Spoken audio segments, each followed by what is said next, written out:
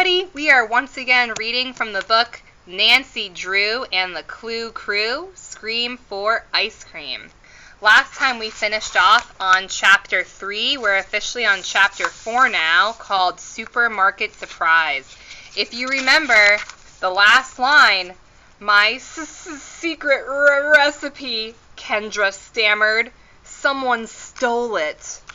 Maybe we'll find out who in Chapter 4 of Nancy Drew and the Clue Crew, Scream for Ice Cream. Written by Carolyn Keene and illustrated by Mackie Pomintuan. Okay, let's check it out.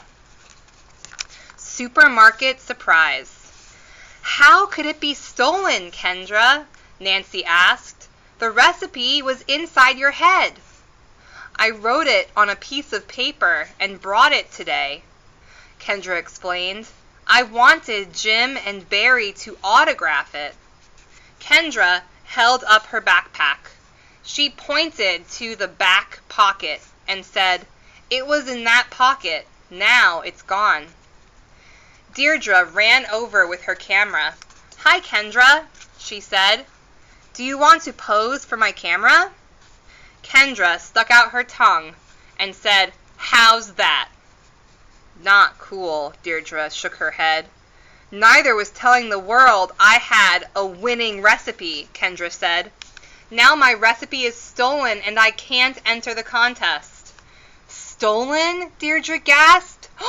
No way! You can still enter the contest, Kendra, George said. You do know your recipe by heart, don't you? Big deal, Kendra asked. The thief who stole my ice cream will probably make the same ice cream. What are you going to do? Bess asked. We have to find the robber by Saturday, Kendra said, before he or she enters the contest. We? Nancy repeated. You are the Clue Crew, right? Kendra asked. Right. But Saturday is in 2 days. Nancy felt sorry for Kendra. And she didn't want Kendra and Deirdre to fight. We'll do it, Kendra, she said.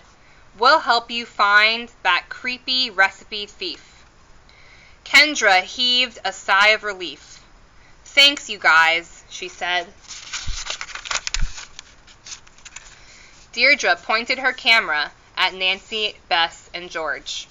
Smile and say, Clue Crew is on the case, she said. The girls each gave a thumbs up as Deirdre took the picture. Perfect, Deirdre said as she ran off. Hannah honked her car horn as she drove up to the curb. Nancy, Bess, and George waved goodbye to Kendra as they climbed into the car. I know you can do it, Kendra called as the car pulled away. The Clue Crew rules. When they reached the Drew house, the girls thundered up the stairs to their detective headquarters. Bess sat on Nancy's bed and bounced a stuffed unicorn on her lap. George sat at Nancy's desk and turned on the computer. Her eyes were glued to the screen as she began a new case file. If this mystery is about ice cream, Bess said, does that make it a cold case? No, Bess, Nancy said. A cold case is a case that hasn't been solved. My dad told me that while we were watching a mystery show on TV. And we are going to solve this mystery, George said. Files up. What do we know so far? Nancy paced across her shaggy lavender carpet. The person who stole Kendra's recipe is probably a kid, she said slowly. Somebody who knew about the recipe and wants to win really badly. The Jim and Barry fan club wants to win badly, Beth said. They said so themselves. And Daisy Dorfer was standing right behind Kendra in the sign-up line, Nancy remembered. Daisy Dorfer, George said as she typed. Suspect number 1. Bess tossed the unicorn in the air. Kevin Garcia asked about Kendra's recipe, she said. What about him? Nancy shook her head. Why would Kevin enter a contest for something he can't eat? She asked.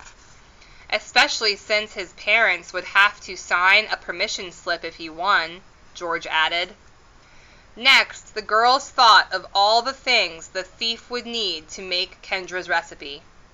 First up, chocolate. Lots and lots of chocolate.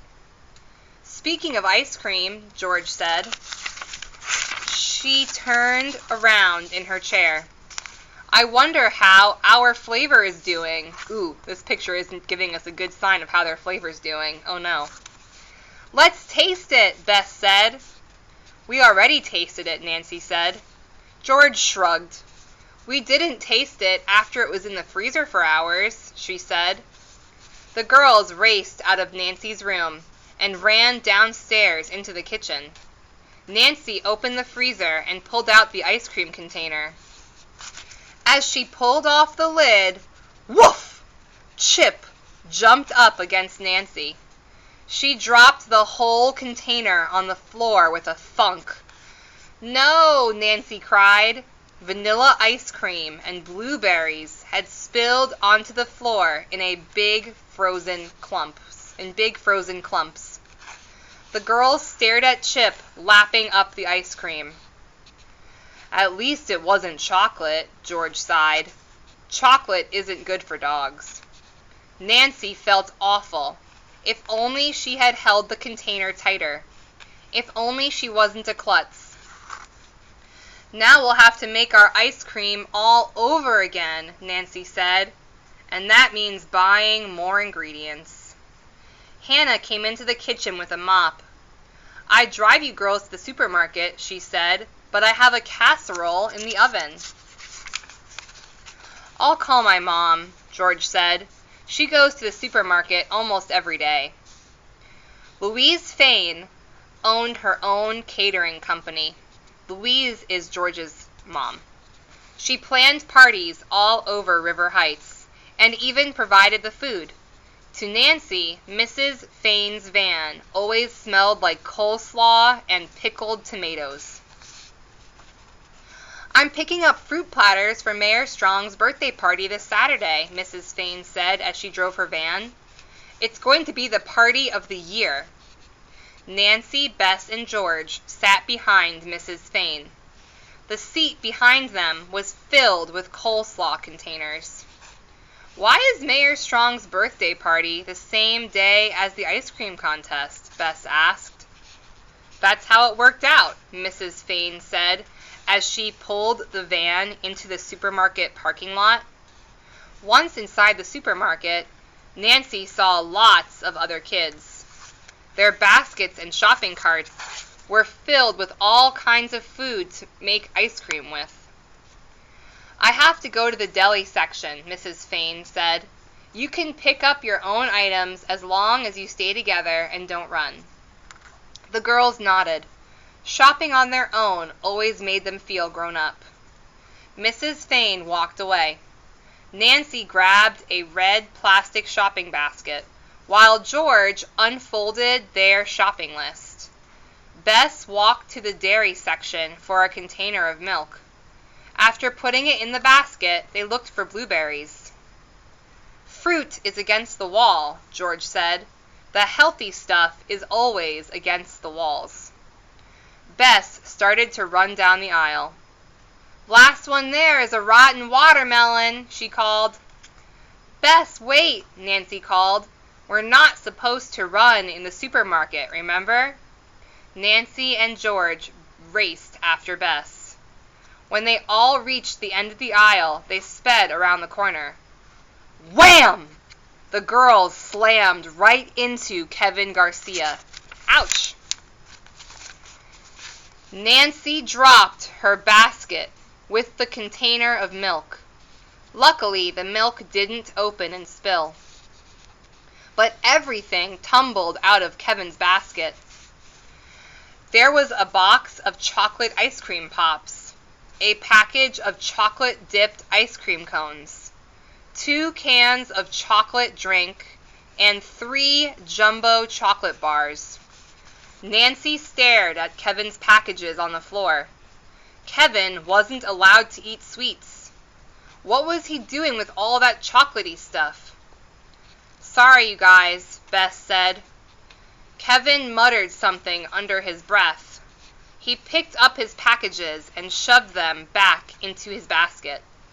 Then he stood up and quickly walked away. "Did you see that?" George asked. "I sure did," Nancy said, nodding. Kevin's basket was chock full of chocolate. Okay, we're going to stop right there at chapter 4. We'll read chapter 5 next time. Oh man, I wonder who stole the recipe. Was it Daisy? Or was it Kevin? Or maybe someone else we haven't heard about yet. How interesting. We'll have to wait and see.